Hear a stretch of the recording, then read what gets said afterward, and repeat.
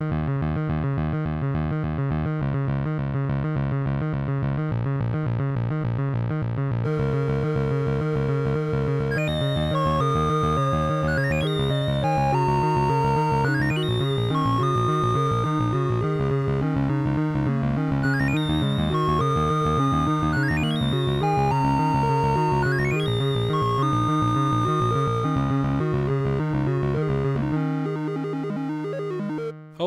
and welcome to the Large and Unnecessary First Player Token podcast. This is episode 69.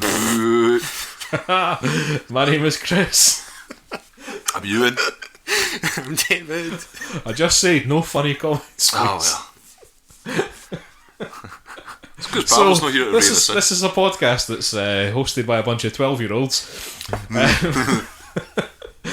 We're here to talk about some video games this week. I'll give the sort of same disclaimer as I gave for the last episode, which is that yes, things are going to be all over the place for the next few weeks, up probably until after New Year. We'll get episodes out to you as and when we can.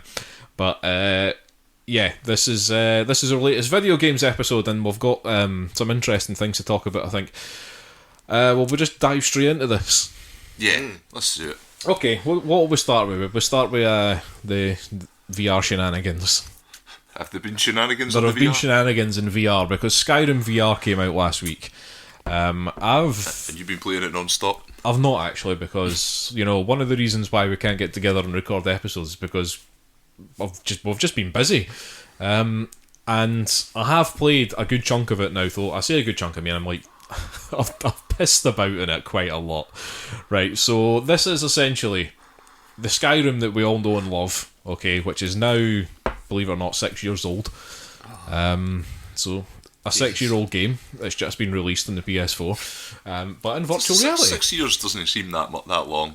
It is in gaming terms. Aye. 6 years is a long time in gaming terms. But I've been having a hell of a lot of fun with it. And one of the things is, like, because I did my usual thing where I just saw that it was Skyrim VR, and I played a lot of Skyrim. I'm one of those people. I don't think I've ever completed a game that Bethesda have made. So, I've played a hell of a lot of Skyrim, but I just did an almighty load of fucking about, alright? I'm going to say Skyrim VR just kind of sets itself up to give you the excuse to do an even more almighty load of fucking about than you would have done in the normal game. Yeah.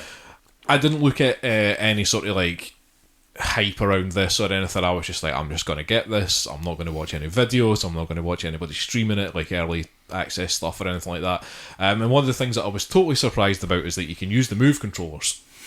I just thought that this was going to be like Resident Evil 7 was, which was the last sort of, if you will, big game that was made for PlayStation VR, which just used the controller to move you around.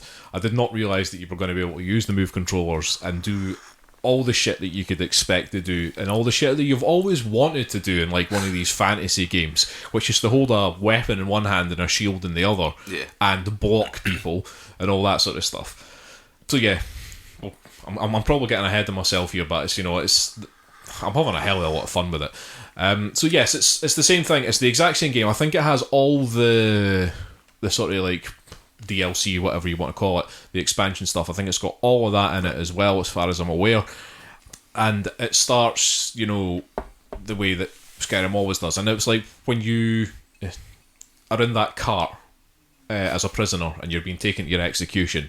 And I had, one of those amazing moments where you're in VR where you just kind of... You're taking it all in. You're taking it all in, but it's a situation that you're really familiar with, because God knows how many times I've started a new game in Skyrim just to try out a new character build or something like that. And it's a situation I'm really familiar with. I remember being in that car. I remember the people talking to you, the chat that they've got, but all of a sudden everything's in 3D. Yeah, I'm looking around. Being in one of your favourite films or something like that. Yeah, it is. It is essentially like that. And you go through that whole bit where you're going to get executed. I mean, spoiler warning, you're going to get executed. You don't. This is a 6-year-old game. Skyrim. All right. I watched a modded up video of it on YouTube. And the dragon attacks, and you see the dragon in full glorious 3D.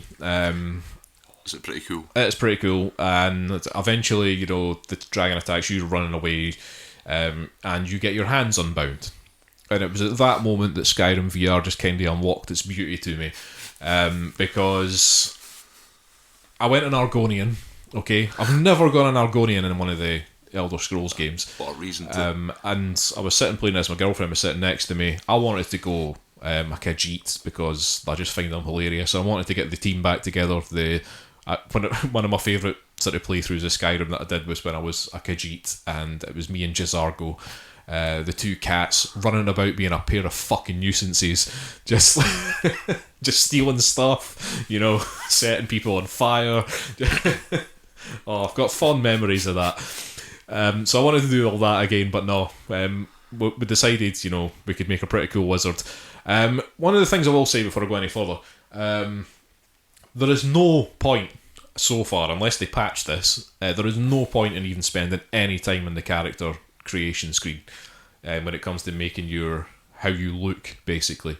Right. Because you can't go into third person mode in this, unlike you could in Skyrim. Normal Skyrim. Well, it makes a certain amount of sense. It does make a lot of sense. I think that might freak you out a bit. Aye, if you suddenly jump out of your own skull just to look at yourself. I've seen like third-person games in VR, and they do work. It just doesn't. You're not getting the immersion that you would get just by being the person. You couldn't really do any of the fighting and stuff with the move controllers is the thing if you did it in third person. So don't bother spending a lot of time with the character creation thing because you're not going to be able to see yourself anyway. But yeah.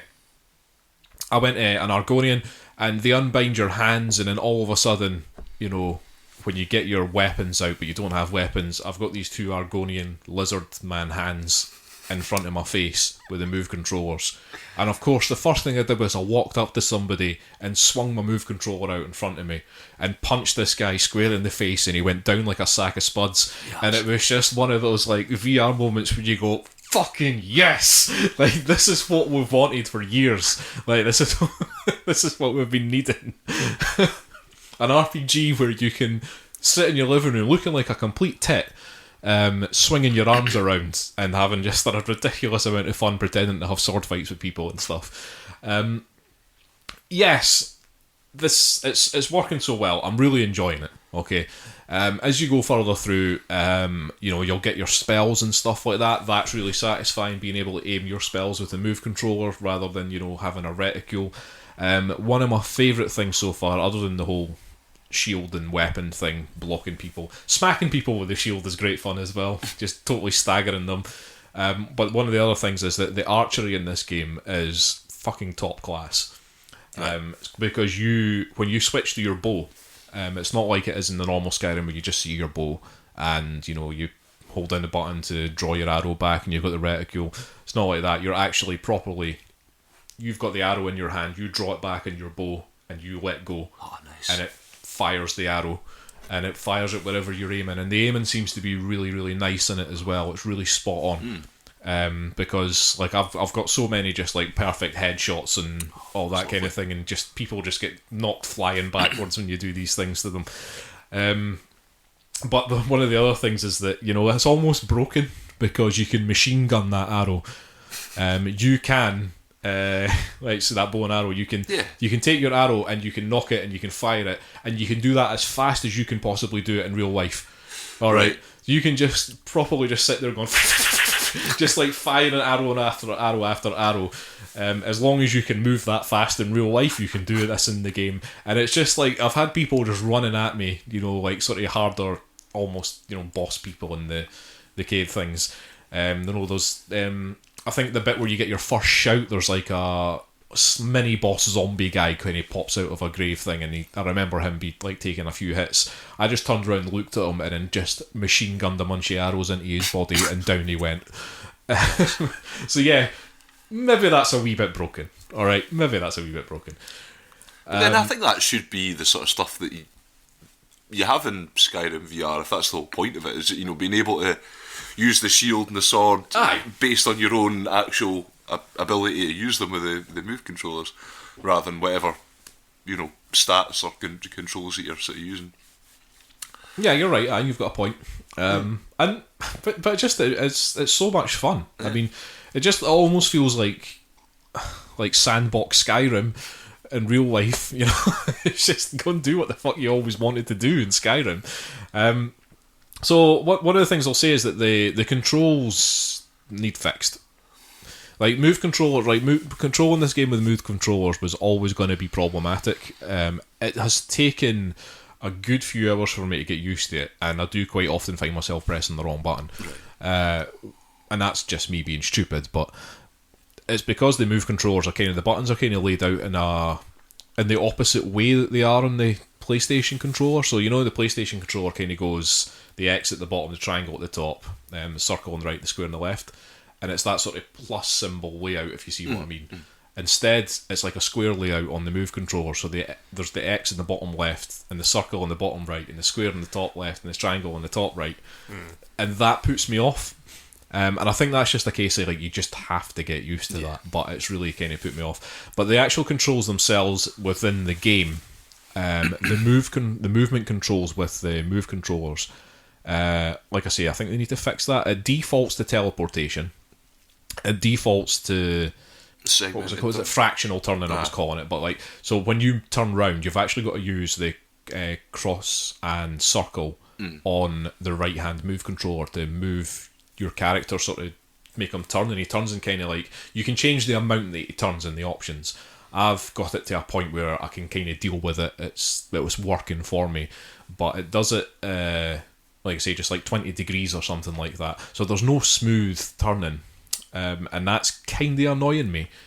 The teleportation, I had to turn that off. That's just you lose so much immersion if you're just teleporting across the world. Here's a guy that's running at you with a sword, but I'm going to teleport in front of his face or behind him or something like that. It doesn't really work for me in Skyrim. I turned that off. I understand, like I was saying to you earlier, I understand why these things are the default, and it's to do with motion sickness. But I'm one of those, and I think I might be quite lucky here in that I don't get motion sickness when I'm in VR.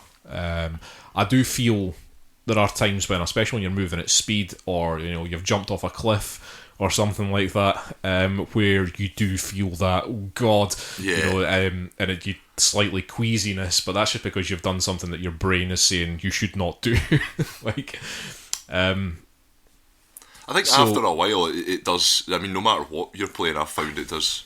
Windlands, certainly, I found, about half an hour I hit a wall where I was just my head's killing me. Windlands was one of those things that, that's going to break you into motion, to VR motion, quite drastically. It's going to do it fast. Well, I turned off all the baby mode stuff on that immediately and just that's the thing. I think that's the thing, though. I think people might be being too protective of themselves. I feel a wee bit sick, I'm going to just ease back on that a bit. It's nah, throw yourself into it until you're used to it. Apparently Bethesda are saying that they're going to try and make it so that the fractional turning is actually an optional thing, and it's going to be smooth turning instead. But yeah, you can use the big button on the left move controller to actually sort of move yourself forward and backwards and strafing left and right and stuff, and that takes some getting used to. There are sort of problems with that, in that when you say have a bow, if you want to move forward, you have to have the move controller pointing forward, but that also points your bow forward, so you couldn't move forward and fire at the same time, for example, if you're doing that, because you'd have to point the move controller up in the air to get the bow to be loaded, basically. So yeah, there are sort of problems there with the move controllers. I don't think that's something that's really fixable.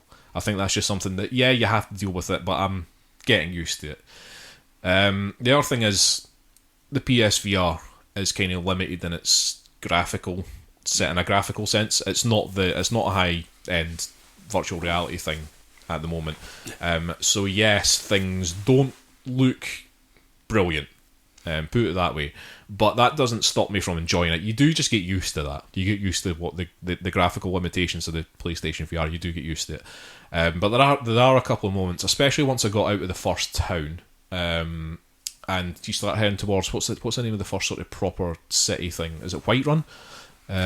Yeah. So you're heading towards to meet the Jarl of Whiterun, and you come to this kind of farmland bit in front of Whiterun, which is much flatter, because I thought that, oh man, the mountains in Skyrim, that's going to be amazing, and yeah, that's pretty cool. But when I got to this sort of farmland bit, it gave me a sense of the scale and the depth because things were, you could see things dotted about much more, and it looked really fucking cool. And it's something that, like, when you're playing the original Skyrim non VR, you don't fully appreciate the sort of size of it, sort of thing, until you've seen it in this virtual reality thing and things actually have depth. And again, I thought that that was pretty cool. One of the other things is that I went off the side of a bunch of waterfalls, which are basically like river rapid things, and that was just an interesting experience in VR. I was like, whoa! But yes, I have, like I say, done so much messing about. I was just killing so many people, just innocent people at random in that first little village that you come to, and I just kept doing that over and over again just to see how the combat works, getting used to the controls and all that, and just having fun. So I've only just really got to Whiterun and started doing some of the stuff in there, stopped pissing about basically. But yeah, it's like I say, it's all the stuff that was in Skyrim, but now you're actually in Skyrim. No. So, but did you actually have a quick sort of go? Yeah, no, I had a go at it. Yeah, no, definitely got the feel for it. Like you say, the segmented turning thing still kind of bothered me. Yes. I wasn't keen on that. I'm not a fan of it. Nah. You do get used to it though. Yeah, that's like if you get used to the thing that it reminds me of, certainly you describing how the controls work with like the strafing and the moving and all that, is like when a lot of N64 had some weird controls, and I remember playing like Turok and stuff like that, and that was like very similar to like what you're talking about there, where it was just like, this isn't intuitive. Aye. And I'm having to kind of get used to a way of moving that's not really doesn't really quite work. But I think you've got something right there. I think it is to do with how intuitive it is, and it's not intuitive at all. Like what you were saying about, and yeah, I experienced this, was like, you need to turn, you press the X and the circle on the right controller. Why not make it one button on the right and one button on the left? Well, yeah, that's one way of doing it. But I mean, I that don't to think me would make more sense. But yeah. But I think, again, it's one of these things that you just have to get used to anyway. But you've got a point. It would be a lot easier with a thumbstick, surely. It would be. A move controller with a thumbstick would be the solution. Yeah, because like you're talking about Turok and stuff. I remember playing first-person shooters on old consoles, and they were horrible. It was like, this just doesn't work at all. It was, you really, really had to like really work at it to get your brain used to the way that you moved the viewpoint around independently of the way you were moving. And then thumbsticks came out and suddenly it was a non-issue. I don't know, it's somehow still an issue with the N64. I don't know what they were playing at.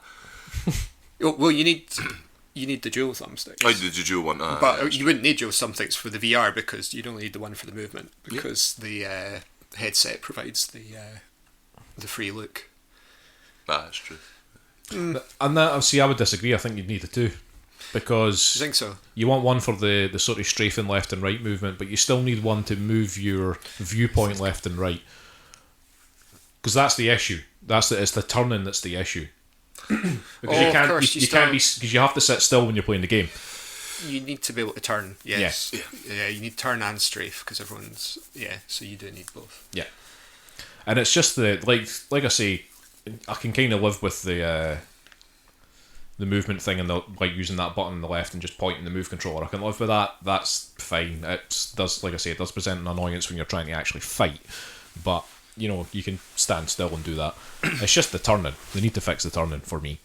But having said all that, I mean, there have been points in the game where, like, I was going through that the very first sort of dungeon thing you do, where you get your first dragon shout thing, which was is it Bleak Falls Barrow, I think it's called. And there were points where I was going through that where you kind of stop and you go, I'm actually like underground here. It's like this does. You look around and because there is still that thing in your head when you're in VR where you're just kind of like, I'm in the real world, I'm sitting on my couch, there's a wall behind me, but then you actually turn and look around you, and it's no, you're actually in this tunnel thing, and it's kind of confusing. But there were some good moments like that in the game. But yes, I am totally looking forward to playing more of it. It's just it's the kind of thing that PSVR and VR in general is needed for a while. Because for me, like, Resident Evil 7 was the best VR experience I've had so far. I think Skyrim's getting up there, but they're for two different reasons, I think. I think if Skyrim fixes some of these issues that I was talking about, you know, if Resident Evil 7 can do it with, like, you know, a controller, they can have the smooth movement, and why can't Skyrim do that? I think that, yeah, they'll be jockeying for a winner. I think the one thing that would keep Skyrim off that sort of top spot for the VR thing is that it's an old game that I've already experienced, whereas Resident Evil 7 was a completely new experience for me, and playing through that game and not knowing what was coming next was like, it was just incredible. This game's amazing. Euan, you should sit down and just have a proper go at Skyrim. Try and get used to these controls and see what you think about it then. And have a go at the archery, because the machine gun bow and arrow is hilarious, man. I would like to have a go at the archery. Sounds fun. Just like the actually being able to aim it and do it all yourself. See, when you do the forging, yes, do you have to use the move controllers to hammer things? I wish, mate. Really, I seriously wish you did, but no. It's all just menu based. 10 minutes, like, forging random shit to get levels up. It'd be great if it made you do that with the move controllers. Just like it would be good, aye. You have to really work for it, because I always felt a bit cheap in the old game. Just like forging random stuff that I didn't even need. But, you know, now you'd have to make an actual effort in order to get your crafting skills up. But see, I actually think that would be like, you know, like, you've got a lot of survival crafting games and stuff. If they made a VR thing like that, I think that would be pretty fucking cool. If they actually made you, like, hammer nails into wood and stuff like that to build a base. I thought we'd go for that. Yeah, I think people would go for that. I think that's like, let's make this game. Let's do it, boys. Hammer and nail simulator. That's how it starts. So yes, before I continually gush about Skyrim VR, then let's wrap that one up there. Skyrim VR, it's out in the PlayStation 4. Grab it if you've got a PlayStation VR helmet thing. Yes, that's by Bethesda, and it just came out. So Dave, talking about making your own game, tell us about Heat Signature. Heat Signature, yes. Let's talk about that. Heat Signature came out just in September past. It's by a company called Suspicious Developments. And as I was saying to Chris earlier, there was a very specific reason why I bought this game, because 10 years ago, a friend and I kind of had an idea for a game of our own, and what we wanted to recreate was the sort of effortless violence that you see in films, or like the Bourne films, or maybe Jack Bauer in 24, or more recently John Wick. It's that sort of stylishness, that effortless, you walk into a room, take a guy hostage, grab his gun and shoot a bunch of other guys. The gun runs out of bullets, so you like break his neck, throw the gun, it hits, cracks a steam pipe, blows steam onto some other guy, he gets scorched, he turns around, accidentally shoots his mate.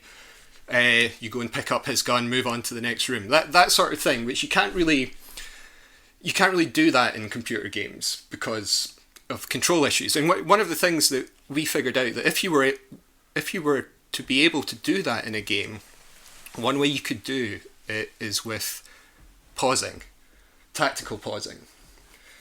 And that was kind of the idea we had, but we never really took it anywhere. But then 10 years later, I see this game called Heat Signature, and that's exactly what it does. It's a game that uses tactical pausing to allow you to set up ridiculous combos. So I went ahead and bought that game, and it's not like Secret Agents in Jack Bauer. It's actually set in space. And you play. Oh God, I can't even remember what the story is. I mean, you do a kind of tutorial, and then basically you have to choose a character from a list of 4. You're sitting in a space station, and you have to choose one of these 4 characters. Each one of them has like a sort of personal mission that they have to achieve, like rescuing their daughter who's been captured by someone or other. Oh, and yeah, and one of the really cool things in this game is that it has the most amazing random procedural name generator. I noted down a couple of examples that cropped up in my game. Sumatra Crisis, someone was called. At one point I had to rescue someone called Temperance Parabola. Oh, nice. Which is quite impressive. Baby name ideas. Oh yeah, they're pretty awesome. It is one of the better aspects of the game. So yeah, you choose your character. It gives you some sort of starting equipment. There's like a weapon of some sort, and usually some sort of gadget. And then after that, the game is mission based. And in this game, the missions take place on spaceships, which are procedurally generated. So you choose a mission from the mission hub, and it will give you some sort of objective, like you have to go and like assassinate somebody or steal an object, that sort of thing. So you choose it, you hop into your spaceship, you have to fly to the actual mission location for some reason. There's a sort of weird space overworld that you have to fly through.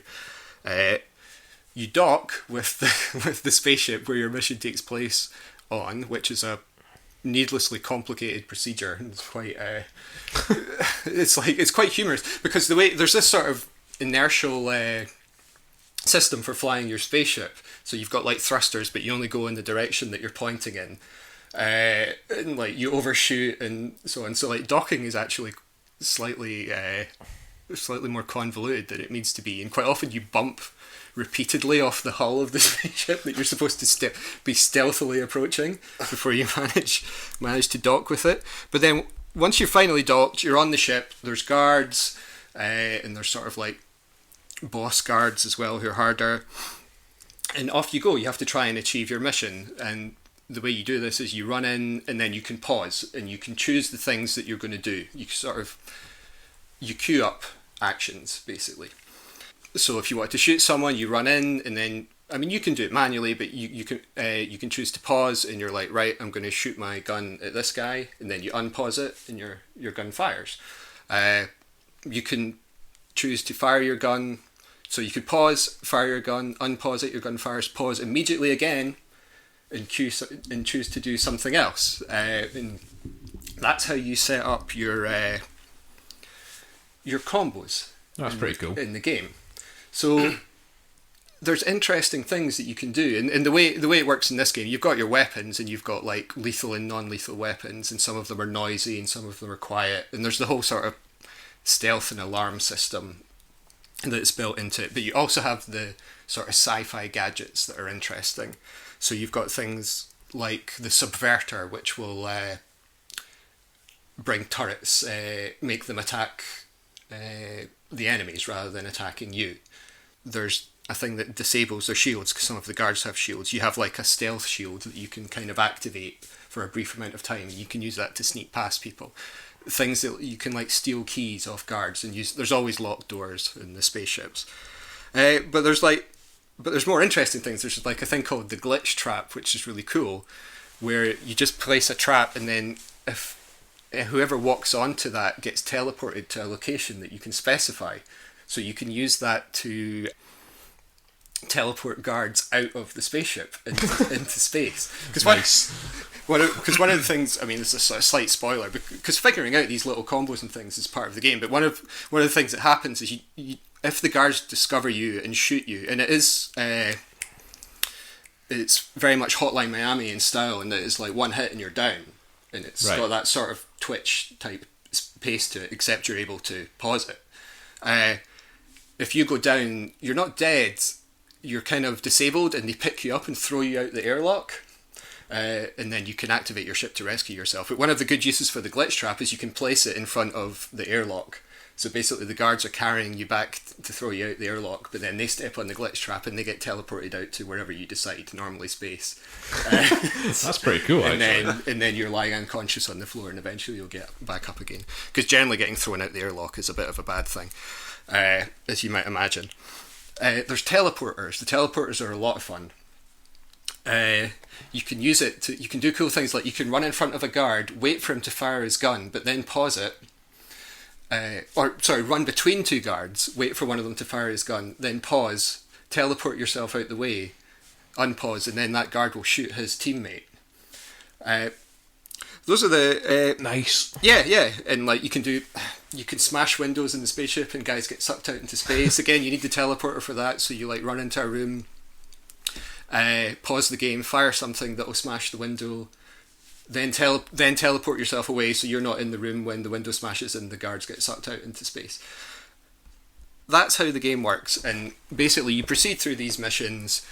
They become more increasingly difficult. You gather stuff as you go. You've got more gadgets, and so you can do more interesting things as the game goes on. And eventually, the idea is that you become powerful enough to undertake your goal mission, which is usually something particularly challenging.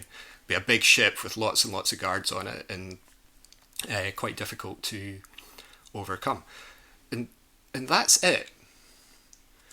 Right. And I bought this game to see if the idea that my friend and I had 10 years ago worked. And did it? I don't know. This is the problem. There's just not enough in this game. There's just not enough in it. Right. And it's very disappointing because it seems amazing, but in the reviews, all the reviews you read of it will say the same thing. After a couple of hours, you've kind of seen almost everything. Not quite, but there's a few wee bits in there, but almost. They just haven't put enough. There's just not enough variety in it. There's not enough subtlety and nuance to the AI. There's not enough enemy types.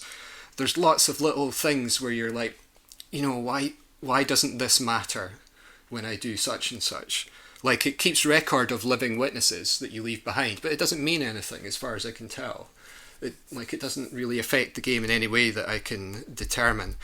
The thing where, like, you fly around in space and dock, but it's like there should be more to it. There's like random spaceships that you can go and they're not mission based. You can just find random ships in space and dock with them. But I'm like, why would you want to? Right, it's like there's nothing much to be gained by doing it. I mean, it sounds almost like those are just the problems of games that are procedurally generated. The procedural generation is part of it, yes, very much so. But it's almost like they've done so much, but they've just not followed through. And it's not an early access game. It's pretty much done. Right. As far as I can tell, I don't think they're planning on adding any major updates to it. It's such a shame because the idea itself is, I like it. Aye. I mean, I said to you earlier that I would listen to, I was listening to another podcast where there was a guy who was talking about this game, and I think they talked about it before, and whoever had been talking about it before had pretty much given up on it, in the same way that most other people had when they just kind of said, well, I've seen everything. But this other guy had said that he'd kind of stuck with it. Have you finished anybody's story quests or anything? No, there is more to it.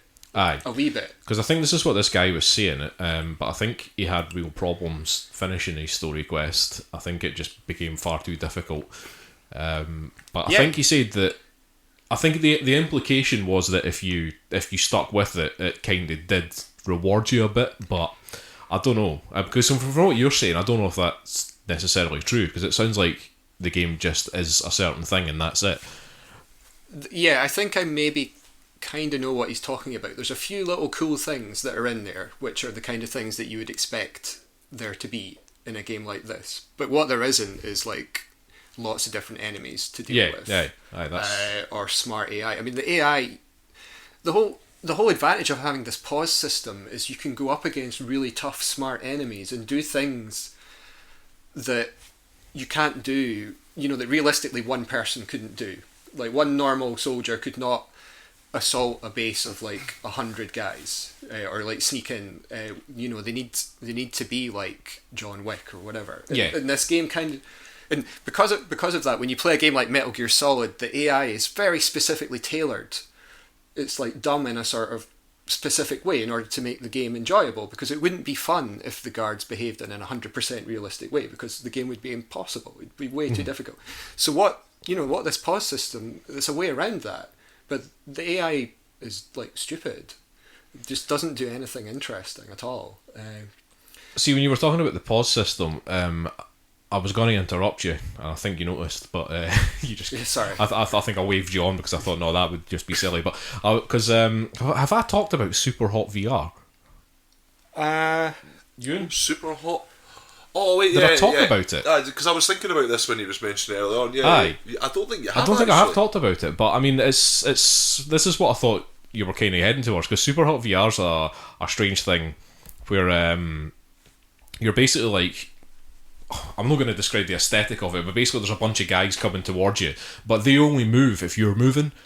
So like if you're moving your head in the VR headset, or you're moving your hands with the move controllers in, the guys are moving, and depending on how fast you move, they move as well, but they've all got guns and weapons and stuff, like knives and shit. And what you can do is you can do some of that sort of, not quite as cool as what you were describing originally, but like when somebody's coming towards you, you can just like punch them in the face, and it goes into kind of slow motion when you stop that punch. See where their knife in their hand is going, take that knife and then stab the guy to the left that's coming towards you, and then take their gun off them, turn around and point and shoot somebody on a balcony, and the whole time you're doing sort of Matrix-esque movements as well, where there's bullets, you can see them flying towards you, you can see the trajectory and everything, and you're just kind of like moving and bending, and you actually get an achievement for being Neo. If you manage to contort your body in a weird way, the game seems to know. But yeah, I mean, that's what I was thinking of when you were talking about this pause system, because time slows down and speeds up so that you can do this, you can plan the cool shit you're about to do, and then do it. And it's really enjoyable. It's really fucking challenging as well. It's a hard game, but I did finish it eventually. But yeah, it's a pretty cool thing. I'll give you a go of it at some point. Yeah, actually. That sounds pretty interesting, and that's a slightly different take on it. Yeah, but that sounds like quite a cool one. I mean, this one was super promising, and to me they just didn't follow through in it. That was my feeling, and it's just a great shame because I'll never quite know. Dave, the game we dreamt of. You need to get the band back together, man. Man. If it would have actually worked or not. Maybe someone else will see this and say, we can do this better. Yeah, possibly. That's a possibility. A new genre. Okay, is that heat signature then? Yeah, a bit disappointing. But disappointing. Yeah, I mean, if you see it for like 75% off and are intrigued by the idea, yeah, go for it. But I wouldn't buy it at full price unless you've got a specific interest in it like I had. Okay, cool. Who's that by again?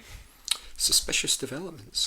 Did you have another game which is very similar? It's called Gunpoint, which I might actually check out. Just in case this is the game you dreamed of. Yeah, well, it's an earlier game, but it actually looks better.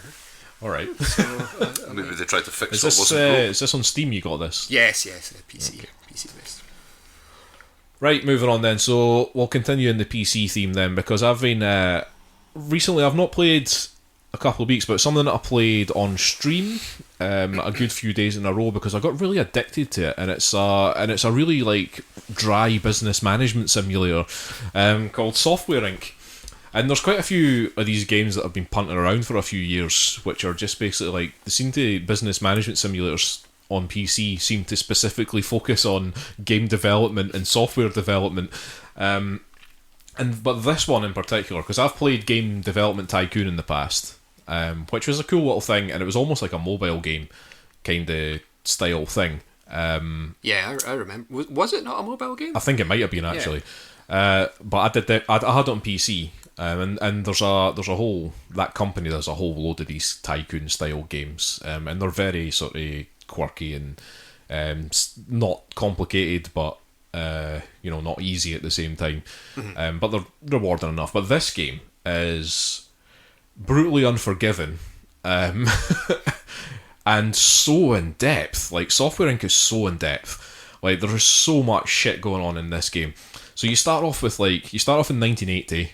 You are a guy who you can create yourself, and there's an almost Sims-esque thing going on here, where you can create an avatar, basically. Your avatar is the only person who doesn't need to eat while he's working, so you'll never take breaks or anything like that. And he's the only person you have, or he or she is the only person that you have in your company. And you start with a certain amount of money. I think you can change it depending on how you're feeling, how challenging the game you want to have. But I think I started with something like $50,000 or something like that, and you get a plot of land, and that's it. And like I said, there's a Sims-esque thing going on where you basically have to build your building, and it's totally like customizable. You can lay things out any way you want, and it's again very similar to the way that you build things in The Sims. Which is, you're dragging out walls and then you're sticking furniture in the rooms, you've got to put doors in. If you're hiring extra staff at some point, because like I say, your avatar will never take breaks and all that. You'll still go home at night and sleep and come back in the morning. But if you're hiring extra staff, you're going to have to put in vending machines, coffee machines. Everybody needs a computer to work at and all that sort of thing. At the beginning of the game, you're going to build your little office. You're probably going to make a tiny little office for your avatar. Just make sure it's happy. You have to put windows and stuff in to keep them happy. You have to, especially when you're building your avatar, you have to give him certain personality traits. And that'll determine whether he's like flirtatious or hardworking and all this sort of stuff. And there'll be personality clashes with the other people that you'll hire and stuff like that. They'll not work well together, so you can't put them in teams. So like I say, complex. I've not even got to the software development part of it yet, and it's already sounding complicated. So yeah, you'll sit your little avatar down, and then there's a screen that you can bring up. There's a decent tutorial thing in this, by the way. I've had to run through a couple of the tutorials like 2 or 3 times just to make sure I was getting things right, because again, the game's complicated. But you'll start off by just doing contracts. So you'll just do, and it's very spreadsheety and numbery and stuff like that. So you'll get a contract that'll say this company wants just a little bit of code written or something like that. Here's how many code blocks, code units it is, and it's just an abstracted term basically to see how long it will take. But you have to, like, when you take this contract, you'll have to do a design phase, and you have to make sure the design phase doesn't go on too long, so you have to stay on top of that to make sure that you click a button at the right time, because otherwise you over-design it, and then you'll lose quality. And then they'll start programming, you've got to put it into alpha, and then at that point you can send your thing away for peer reviews to see what other people think of it, to see if it's actually a decent quality thing. Generally, you wouldn't do that with a contract, because the contracts are just there to make you money, and peer reviews cost money. And then you'll just send it back to the company, and they'll pay you depending on what the quality of that thing was. Eventually, you'll build up enough money, you'll get some extra guys, extra programmers and stuff to come and join your company. You'll hire them. You've got to do job interviews, which is just another. Like I say, it's abstracted. You can just say, search for people that'll work for this amount of money, but you've got to pay extra if you want to give them a personality interview, where you learn what their personality's like and whether they'll fit in your company with the other people that you want to put them in the same team as. All this sort of stuff. And eventually, at some point, you're going to want to make your own software. And when you do that, you get this software creation screen up. Again, spreadsheety as hell. You'll pick what sort of software you want to make. It'll tell you roughly how many coding units that's going to be. There's so many options. So I started off with, like, I wanted to make a sound program, like a media player basically. And at the beginning, it's the 1980s. It's very early, so all you can really do is make that sound program for listening to music on and stuff. But then as the time goes on and companies start to research other things, you might be able to make a sound editing program, and then you might have to put in things like, does it support this thing, or I've started to make photo editing programs as well, but then if you want to add video into that, you've got to do that. But if one company's researched that video thing, then you've got to pay them royalties. You can make your own little programs which can only be used in-house. So you can basically start building your own engines, you can start doing all this other stuff. But like early on in the thing, you're basically just going to make a crappy program, punt it out there, but it's not quite as simple as that, because then you've got to decide how you're going to distribute it. Are you going to make them yourself? And at first you get a little floppy disk machine that you can print your floppy disks out on. And you get a pallet to put in a warehouse thing, and you phone a courier up to come and take your boxes of floppy disks away. But you've got to do marketing. You've got to again, it's the same process as doing like a contract. You've got to do the whole design phase. You've got to do the whole alpha thing. You've got to do the peer reviews. Peer reviews for your own software is very useful, because then it can give you a good idea how it's going to go down. You've also got to start putting out press releases. You have to time that right, because then you'll get interest generated, but if you then take too long, the interest goes down. You've got to say when you're releasing the software very early on in the process, which is a fucking nightmare, because if you get that wrong, you just lose all interest, basically. If you get it horribly wrong. Yeah, I did once say that I could put out a photo editing software in a year, and it took like 2.5 years to make. By the time it came out, it was a complete flop. And the problem with all this is that you have to really make sure that you've got the money, and you have to try and judge how long it's going to take for you to make all these things, because if you go bankrupt in this game, if your money drops below zero, game over. Like, if you can't get that money back up in a month, and that's a very short period of time in this game, game over. Does your avatar drop? Yeah, he just drops dead from exhaustion. Needles in his arms. But I mean, I've honestly only scratched the surface, because there is so much stuff going on. Like, when you create software, you can pick certain things, like what operating systems is it going to go out on, and these are all just like game operating systems that are made up by the game. Right. So it's not like Windows 95 or anything. It's just like there's all these companies just punting out operating systems, and then it tells you like how many sales they've got, how many active users there are. One of the other things is that after you've made a program, put it out there, you have to then keep a support line open, and you have to dedicate some members of staff to that support line for fixing bugs.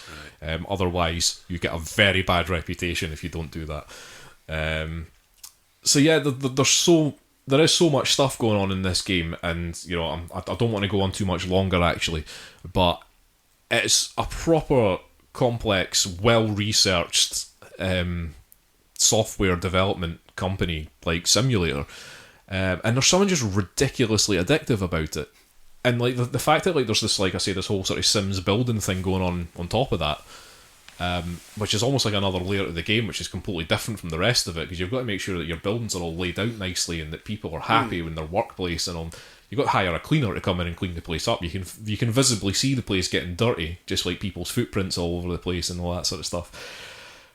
So much stuff going on. So if you're looking for like a really complex but rewarding, and it is rewarding, like I was saying to Dave earlier, when I made my first million or whatever, I was celebrating like fuck. You know, you can watch the video. It's on YouTube. I've got all my streams go on YouTube.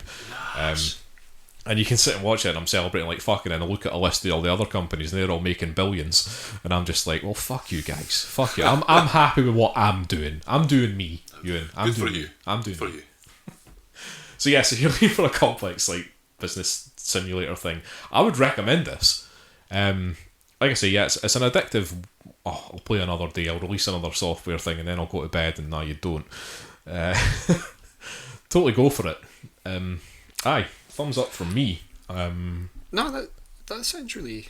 It sounds really good. I mean, the aspects of the simulation that you're talking about sound incredibly accurate. Yeah, that's what I mean. It's like it's so well researched.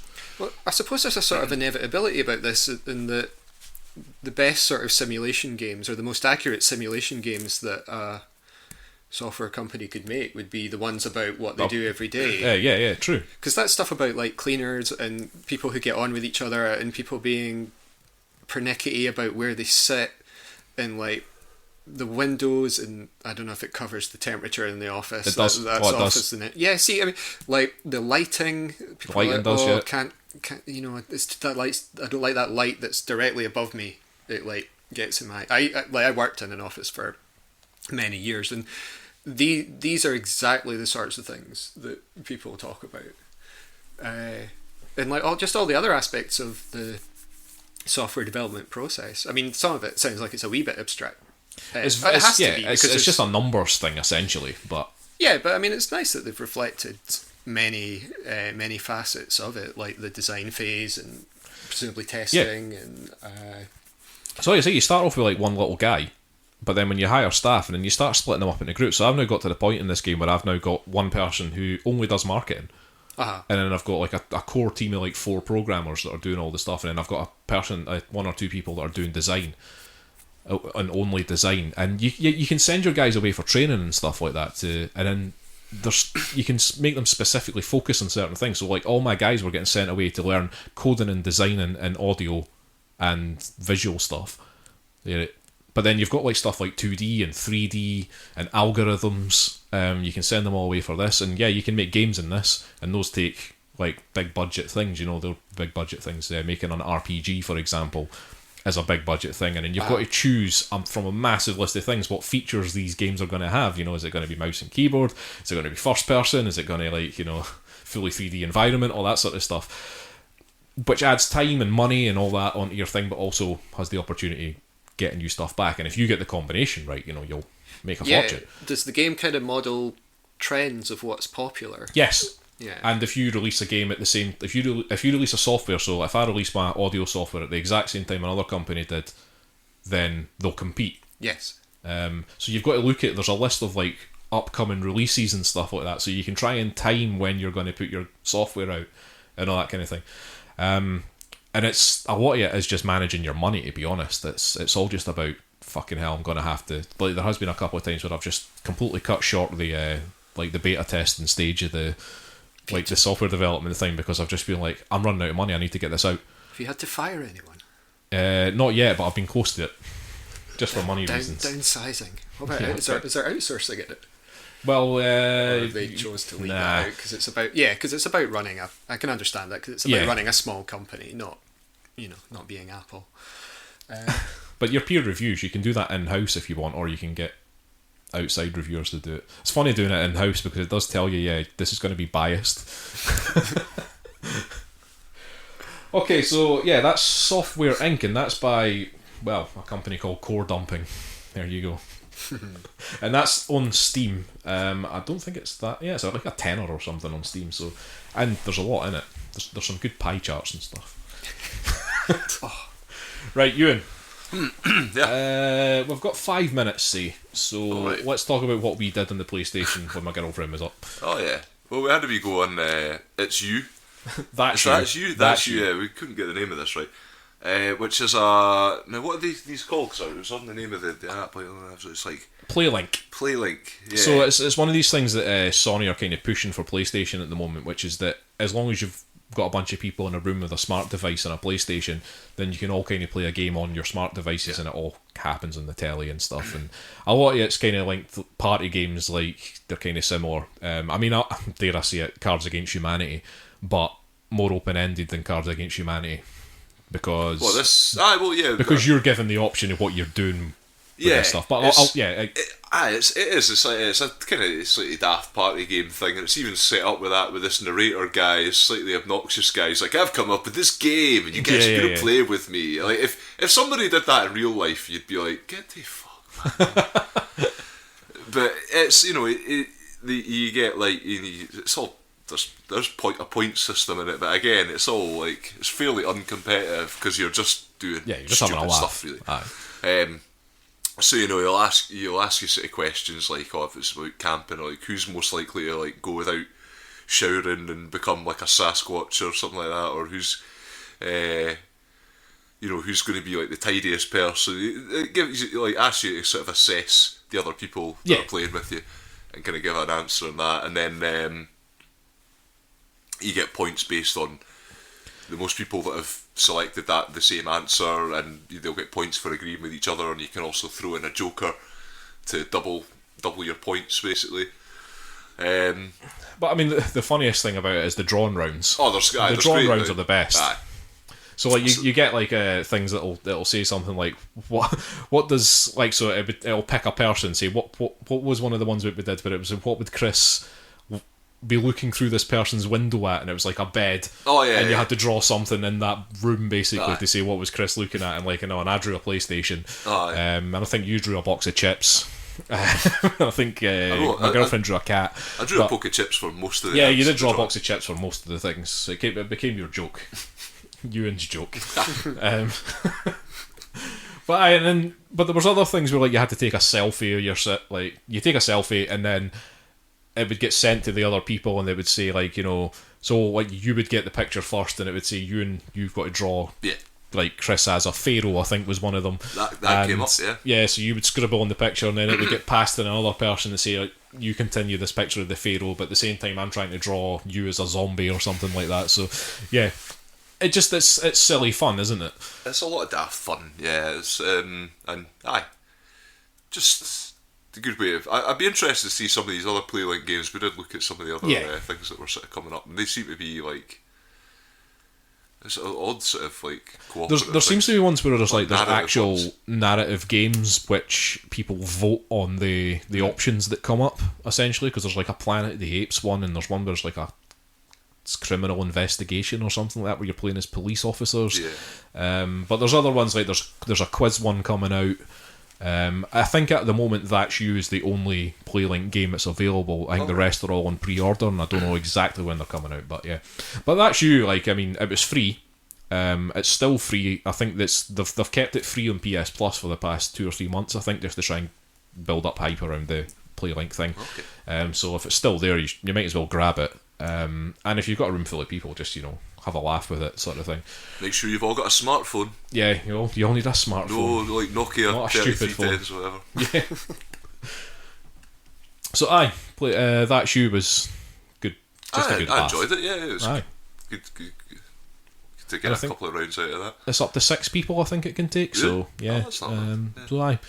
So yeah, grab it and have a go. See what you think. Right, and that'll wrap us up for this episode. So another video games episode in the bag. Like I said before, we don't know when the next episode will be out, but we'll do our best to get some games played and punt out another tabletop episode as soon as possible. Our email address is firstplayertoken@gmail.com. Please feel free to email us with any questions or that if you would like them to be read out on the show and answered. We are on Facebook, Twitter, SoundCloud, iTunes, YouTube, and we have a PSN community. That's all First Player Token, or the large and unnecessary First Player Token, FIRST. The exception being Twitter, which is @1ST Player Token. Which is once Player Token. Thank you, Euan. We have a website, that's firstplayertoken.com. We are on Discord, so you need to go to discord.me/firstplayertoken, FIRST again. My Twitch username is Unnecessary Chris. As I said last time, I'm still playing Ultima Underworld on my retro days. Me and Dave are still playing Starbound and trying to get Pawel involved so we can play more of the Wild 8 again, and that's usually Thursday, Fridays. And other days, I'm not sure what I'm going to play next. Actually, I'm tempted to play some RimWorld on stream, but we'll see. And we are part of the Podnose Network, which is the UK's leading entertainment podcast network. Anything going on there, Euan? Just still a quality website and resource for a variety of podcasts on a variety of topics, including ourselves. We are the only gaming podcast, but there's lots of other. I'm sure we'll have some competition soon enough. Sooner or later, yeah. Not now. Sorry, I just realised I don't think I said what my Twitch username was. It's Unnecessary Chris. Oh, good. Yeah, go and find me there. But yes, Podnose. That's podnose.com if you want to go there and check that out. So yeah, we'll see you when we see you. We'll hopefully get... My aim is to get at least another couple of episodes out through December, and then we'll probably have our usual sort of Christmas break over the Christmas and New Year period. People shouldn't be listening to podcasts over the Christmas Well, period. exactly. There's drink to be drunk. Exactly. So we'll see you when we see you, as I said. Bye. Bye.